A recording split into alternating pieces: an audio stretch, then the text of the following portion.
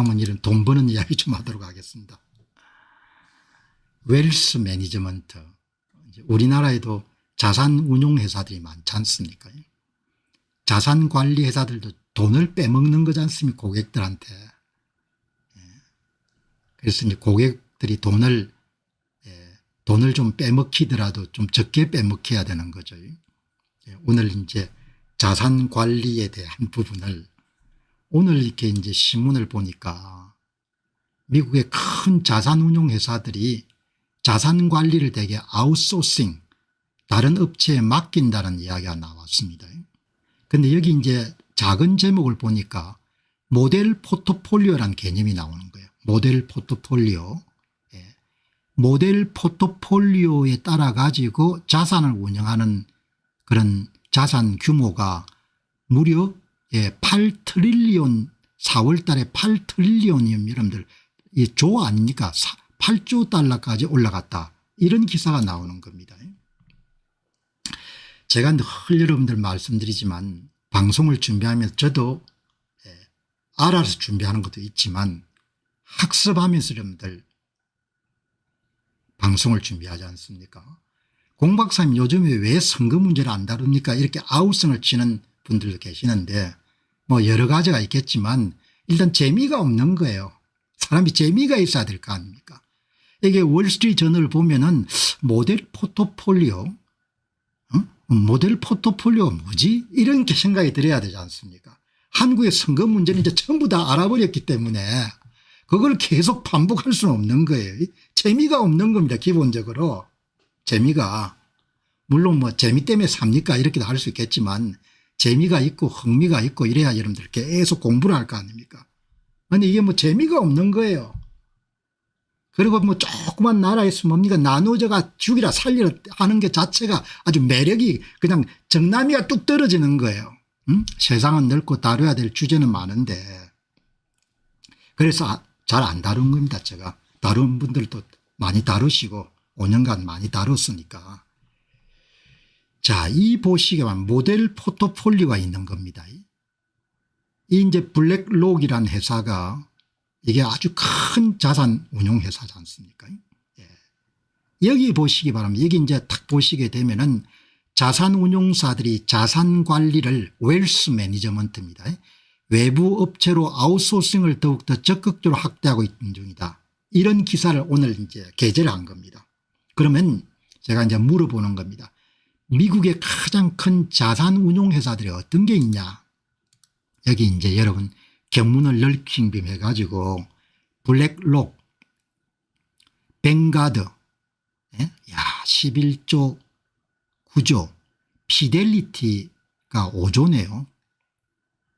스테이트 스트리트 글로벌 어드바이저가 4조 5천억, JP모간 애셋이 3조 2천억. 금융계에 있는 대부분의 회사는 자산 운용사지 않습니까? 이 블랙록이라는 회사가 아주 크네요. 그 다음에 이제 오늘 보니까 여기에 이제 모델 포트폴리오 기법을 사용해 가지고 자산을 운영하는 액수가 엄청나게 늘었어요. 8조 달러까지 계속 늘어나는 겁니다.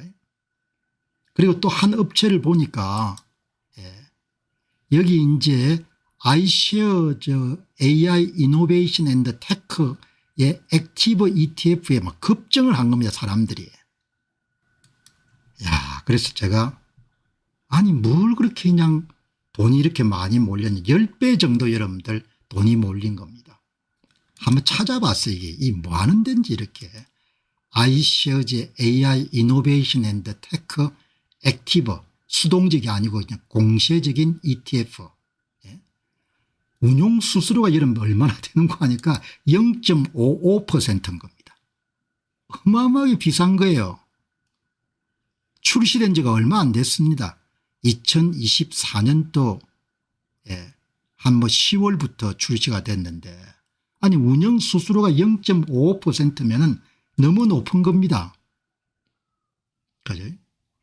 미국에서 S&P 500 지수를 추종하는 ETF가 대개 0.03 그리고 반도체는 0.35% 그래서 도대체 이 사람들 뭘 가지고 이렇게 이런 비싸게 해서 돈이 이렇게 몰렸냐 보니까 이 보시죠. 엔비디아 9.32, 브로드캄 7.73, 메타 7.46, 마이크로소프트 6.83, 아마존 3.99, 타이완 세미콘덕터 1.90, 58개 기업에 투자를 했는데 10개가 이렇거든요. 이런데 이런 데다가 이런 돈을 왜 0.55%나 주는 겁니까? 대부분 비슷하지 않습니까? 엔비디아 브로드캄에 투자하면은 반도체 설계사 이름들 ETF가 SCHG가 뭐죠? SMHX 같은 데 투자하면 되는 거고, 예. 특이한 게 하나도 없는데 이런 마케팅이 넘어가면 안 된다는 겁니다. 내 이야기는. 돈을 빼먹는 방법이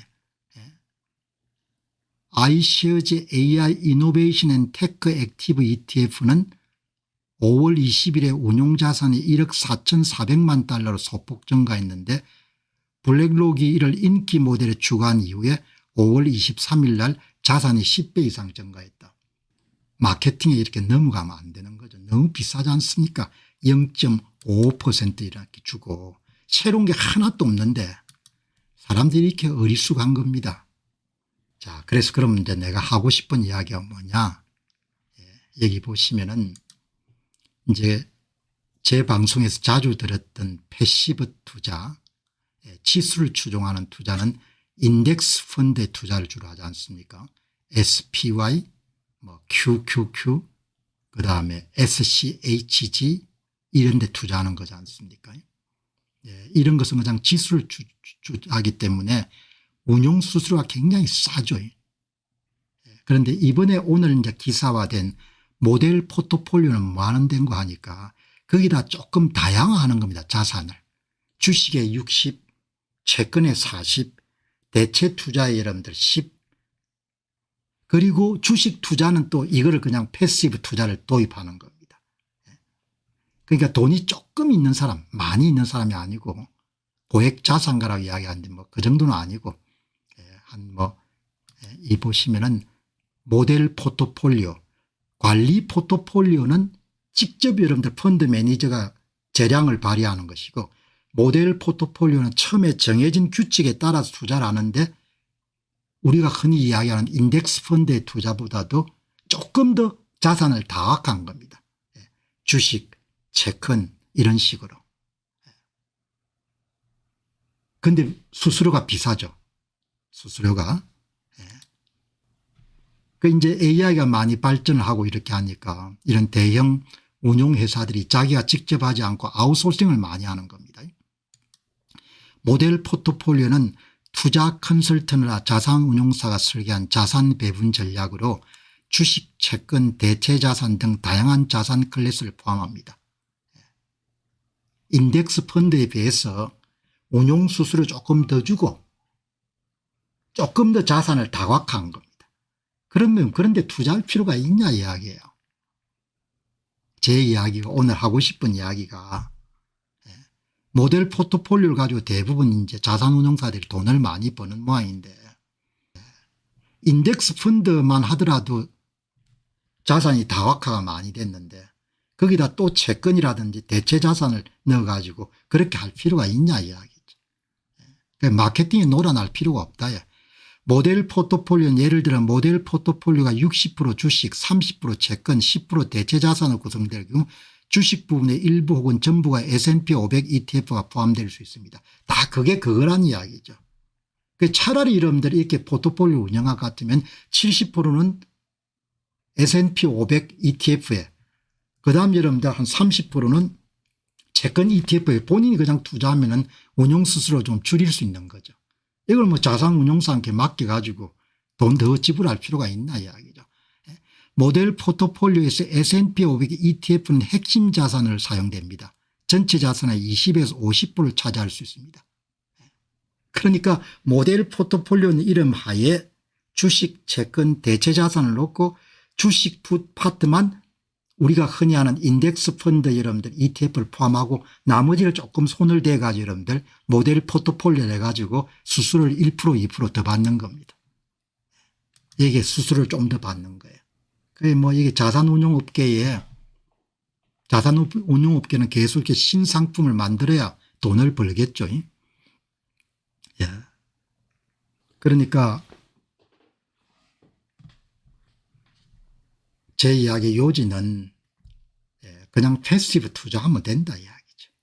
패시브 투자. 자산운용 규모 크고 그다음에 자산운용사 신뢰할 수 있고 그다음에 자산 수수료 싸고 그렇게 하면 되지. 또 뭐 자산운용사의 모태 포트폴리오 해가지고 뭐 그렇게 할 필요가 없다는 이야기죠. 그죠? 제 이야기 요지는 모델 포트폴리오는 피델리티나 블랙록의 모델 포트폴리오는 S&P 500 ETF와 글로벌 주식 ETF, 채권 ETF를 기본으로 하고 특정 목표에 따라 액티브 펀드나 대체 자산을 포함합니다. 뭐 이런 방송을 그렇게 뭐 가치를 안 두신 분도 계시겠지만 얼마나 유용합니까? 이 자산운용사들이 대부분 돈을 이렇게 벌고 있구나. 미국도 마찬가지네.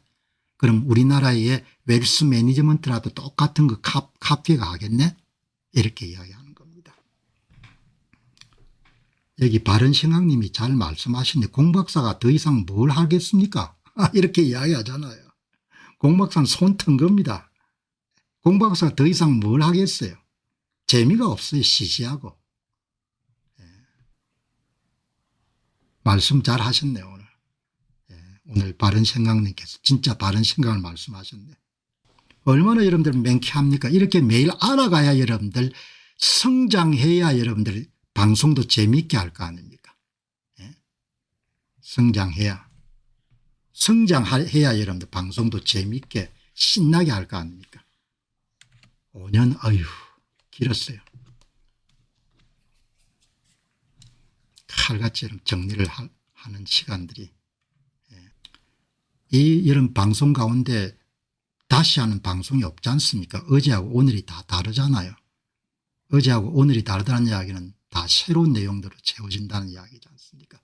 이런 콘텐츠를 사람들이 계속해서 만들어내기가 쉽지가 않습니다. 우파 유튜브들 가운데 공병호 TV처럼 이렇게 이런 콘텐츠를 계속 생산적인 콘텐츠를 못 만듭니다. 왜? 지적 인프라가 안 돼 있으니까. 그게 어느 날 갑자기 될 수가 없는 겁니다. 그게 될 수가 없는 거죠. 그게 지적 인프라한 게 수십 년간에 이름 걸쳐가지고 만들어지는 겁니다. 공장인 거죠, 이 머릿속에. 안녕하십니까, 공병호입니다. 그동안 공병호 TV는 선거 공정성 회복과 자유민주주의 체제의 보존과 발전을 위해 노력해왔습니다. 이런 노력들이 지속될 수 있도록 공병호 TV의 정기 후원 프로그램이자 멤버십 프로그램을 소개해드립니다. 뜻 있는 분들의 관심과 동참을 부탁드립니다. 선거 공정성 회복을 위한 노력을 지지하시고 훌륭한 나라 만들기에 동참하시는 시청자분들이시라면 구독 버튼 바로 옆에 있는 가입 버튼을 통해서 정기 후원 프로그램에 가입할 수 있습니다. 가입 버튼을 누르시면 공병호 TV의 후원자가 되시게 됩니다. 여러분의 후원이 선거 공정성 회복을 위한 노력에 힘을 더할 수 있을 뿐만 아니라 자유민주주의 체제의 수호를 그리고 발전을 통해 여러분과 후손들의 삶에 빛과 소금이 될 것입니다. 특히 그동안 공병호 TV는 선거 공정성 회복을 위한 노력 과정에서 채널 성장에 제약이 가해지는 불이익을 감수해왔고 지금도 그런 불이익이 계속되고 있습니다. 그럼에도 불구하고 너무나 중대한 문제이기 때문에 공병호 TV의 노력은 계속될 것입니다. 여러분의 깊은 관심을 부탁드립니다. 감사합니다.